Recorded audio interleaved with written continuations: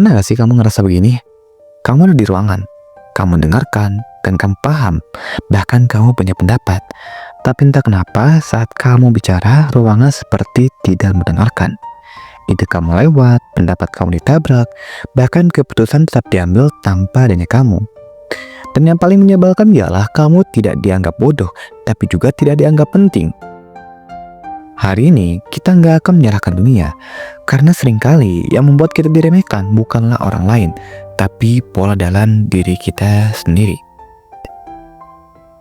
Satu hal yang paling penting yang jarang dibahas ialah dunia tidak membaca niat baikmu, tetapi dunia membaca pola perilakumu.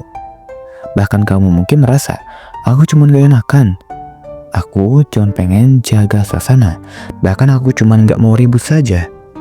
Tapi watak sosial manusia bekerja secara berbeda. Yang mereka lihat bukanlah betapa tulusnya kamu, tapi yang mereka lihat adalah seberapa sering kamu mengalah. Dan dari situ terbentuk satu kesimpulan secara diam-diam. Oh, dia bisa dilewati.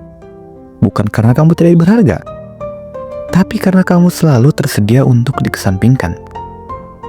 Sifat pertama, terlalu mudah mengalah. Mengalah itu dewasa, tapi mengalah secara terus-menerus itu menghapus posisi kamu sendiri. Coba deh perhatikan kalimat yang sering keluar ini. Nggak apa deh, terserah, ikut aja. Awalnya kamu dianggap fleksibel, tapi lama-lama kamu akan dianggap tidak punya sikap.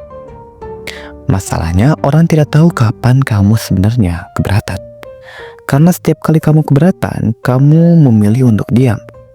Dan dalam psikologis, perilaku ini, diam itu bukanlah netral. Diam adalah penguatan. Artinya setiap kali kamu mengalah tanpa batas, otak orang lain belajar. Kalau aku begini ke dia, aman gak ya? Sifat kedua, merendahkan diri sendiri. Ini adalah sifat yang paling sering disamarkan sebagai rendah hati. Kalimat seperti, aku mah biasa aja, ilmu aku kecil kok, cuman kebetulan doang. Kamu mungkin hanya bercanda. Kamu mungkin ingin terlihat sederhana, tapi otak manusia bekerja dengan pengulangan. Apa yang sering kamu ucapkan tentang dirimu akan menjadi label sosial. Bahkan psikologis menyebut ini self-labeling. Dan dunia akan memperlakukanmu sesuai label yang kamu berikan pada diri sendiri. Bahkan rendah hati itu tenang. Merendah itu ataupun merendahkan diri itu mengecilkan diri. Dan orang tidak menghormati sesuatu yang bahkan tidak dihormati oleh pemiliknya sendiri. Sifat ketiga, tidak punya batasan. Sifat ketiga ini kelihatannya baik, tapi dampaknya akan secara pelan-pelan menghancurkan. Bahkan tidak punya batasan, kamu selalu siap membantu, selalu bisa diminta, bahkan selalu ada. Bahkan awalnya kamu hanya dipuji, tapi lama-lama kamu tidak akan dihargai. Pertanyaannya, kenapa? Karena secara psikologis, sesuatu yang selalu tersedia akan dianggap murah secara nilai. Bahkan batasan bukan tanda egois. Batasan adalah tanda aku menghargai diriku. Bahkan tanpa batasan, kamu bukanlah orang baik. Kamu hanya mudah untuk dipakai. Ada satu riset penting dari psikologi sosial, Bemsley and Larry tahun 1995, The Need to Belong. Intinya, manusia punya kebutuhan biologis untuk diterima. Karena takut ditolak, banyak orang menahan pendapat, menghindari konflik, mengorbankan batasan. Masalahnya, ketika kamu terlalu fokus ingin diterima, kamu sering kehilangan rasa hormat. Dan penerimaan tanpa hormat akan selalu berujung diremehkan. Coba deh jujur sama diri sendiri. Berapa kali kamu ingin bilang tidak, tapi yang keluar justru, ya deh gak apa-apa. Dan berapa kali kamu punya pendapat, tapi kamu simpan karena takut sesuatu yang jadi gak enak. Dan pertanyaannya lebih dalam, kenapa kita lebih takut tidak disukai daripada diremehkan secara pelan-pelan? Bahkan episode kali ini bukan tentang orang lain. Ini tentang ketakutan yang hidup-hidup secara diam-diam di dalam kepala kita sendiri. Ada satu fakta penting, otak manusia lebih takut ditolak daripada tidak dihargai. Bahkan secara evolusi, ditolak berarti sendirian. Bahkan sendirian berarti tidak aman. Makanya tanpa sadar, otak kita memilih jalan yang terasa aman, seperti mengalah, menyesuaikan diri, bahkan menyenangkan orang lain. Bukan karena kamu lemah, tapi karena otakmu dirancang untuk bertahan, bukan untuk dihormati. Dan disinilah konflik dimulai. Penelitian dari Bamsey and Larry menyimpulkan satu hal besar. Kebutuhan untuk diterima adalah kebutuhan dasar manusia.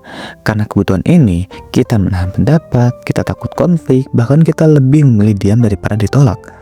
Tapi riset ini juga menunjukkan paradoks penting. Penerimaan tidak otomatis menghasilkan rasa hormat. Bahkan, seringkali orang yang terlalu ingin diterima justru kehilangan posisi sosial. Kenapa? Karena otak sosial manusia membaca tegas sama dengan punya nilai, selalu mengalah sama dengan bisa ditekan. Dan ini bukanlah kejam, ini adalah mekanisme sosial. Kalian tahu nggak, people pleasing sering disalahartikan sebagai orang baik, dewasa, bahkan gak ribet. Padahal, di dalamnya sering ada ketakutan untuk ditinggal. Masalahnya, orang yang selalu menyesuaikan diri perlahan kehilangan kejelasan identitas. Dan dunia sulit menghormati orang yang tidak jelas berdiri di mana. Kalimat penting. Jika kamu selalu berubah agar diterima, orang tidak tahu harus menghargai versi yang mana dari dirimu. Rendah hati versus merendahkan diri. Ini tuh bagian krusial banget. Rendah hati itu sadar nilai diri, tenang, dan tidak perlu pembuktian. Atau merendahkan diri, menyangkal kemampuan, mengecilkan kontribusi, takut terlihat lebih. Banyak orang mengira merendahkan diri itu aman. Padahal yang terjadi, orang lain mengambil alih ruang yang kamu kosongkan sendiri. Dan ingat, dunia memperlakukanmu sebagaimana kamu memperlakukan dirimu. Dan pertanyaannya, kenapa kita lebih marah ke diri sendiri? Orang yang diremehkan jarang marah keluar, mereka marah ke dalam. Mungkin aku kurang tegas. Mungkin aku kebanyakan mikir. Dan kemarahan yang dipendam tidak membuat kita kuat, ia membuat kita menjadi lelah.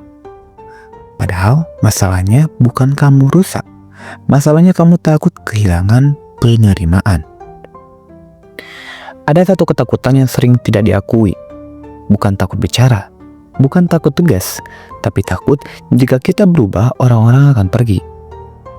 Maka kita bertahan dengan versi lama, lebih diam, lebih mengalah, bahkan lebih kecil. Padahal, pertanyaannya bukan bagaimana caranya agar semua orang tetap nyaman. Tapi, sampai kapan kamu mau tidak nyaman dengan dirimu sendiri? Episode ini tuh bukan tentang mengeraskan diri. Ini tentang mengembalikan posisi yang selama ini kamu lepaskan. Banyak orang tidak tegas bukan karena tidak bisa, tapi karena salah paham. Tegas itu kadang dianggap sebagai orang kasar, egois, bahkan tidak sopan. Padahal, tegas yang sehat itu tenang, jelas, dan konsisten. Orang yang paling tegas justru sering tidak banyak bicara. Mereka tidak perlu marah, karena posisi mereka sudah jelas sejak awal. Masalahnya, ketika selama ini kita menunggu situasi jadi parah, baru ingin bersuara. Dan saat itu, emosi sudah keburu naik. Berhenti deh diremehkan. Coba deh, berhenti diremehkan tidak dimulai dari pidato panjang. Mulai dari detail kecil. Cara kamu menjawab, cara kamu hadir, bahkan cara kamu merespon. Contoh sederhana, ganti terserah dengan aku lebih nyaman yang ini. Ganti nggak apa-apa dengan aku kurang setuju di bagian ini. Ganti dia dengan klarifikasi singkat. Bukan panjang, bukan keras, tapi jelas. Otak sosial manusia cepat belajar. Sekali kamu konsisten, perlakuan orang lain ikut berubah. Banyak orang tidak takut berkata tidak, yang mereka takuti adalah rasa bersalah setelahnya. Padahal, rasa bersalah itu bukan tanda kamu jahat. Itu tanda kamu tidak terbiasa menjaga batasan. Menolak bukan berarti orangnya. Menolak berarti menjaga energimu. Kalimat tidak yang sehat tidak perlu menjelaskan panjang. Kalimat tidak yang sehat tidak perlu penjelasan yang panjang. Karena terlalu banyak penjelasan sering terdengar seperti permintaan maaf atas hakmu sendiri. Ini bagian yang paling sulit diterima. Saat kamu mulai berubah, akan ada orang yang tidak suka. Bukan karena kamu salah, tapi karena kehilangan akses lama. Dan ini tuh penting loh. Ketidaknyamanan orang lain bukanlah tanggung jawabmu. Hubungan yang sehat tidak dibangun dari pengorbanan sepihak. Ia dibangun dari dua orang yang sama-sama jelas dan jujur. Saat kamu berhenti mengejar validasi, kamu mulai membangun posisi. Dan posisi tidak butuh penguatan terus-menerus. Ia berdiri karena konsisten. Dan orang tidak menghormati karena kamu minta untuk dihormati. Mereka menghormatimu karena kamu tidak lagi memberi ruang untuk diremehkan. Ini bukan soal berubah cepat. Ini soal tidak mundur lagi. Diremehkan tidak akan berhenti selama kamu terus mengecilkan diri demi menjaga kenyamanan orang lain. Kamu tidak perlu menjadi keras, kamu tidak perlu menjadi dingin, bahkan kamu tidak perlu menjadi orang lain. Cukup satu hal, berdiri dengan jelas di posisimu sendiri. Karena saat kamu berhenti menurunkan nilai dirimu, dunia akan menyesuaikan. Bukan karena kamu paksa, tapi karena kamu tidak lagi memberikan izin.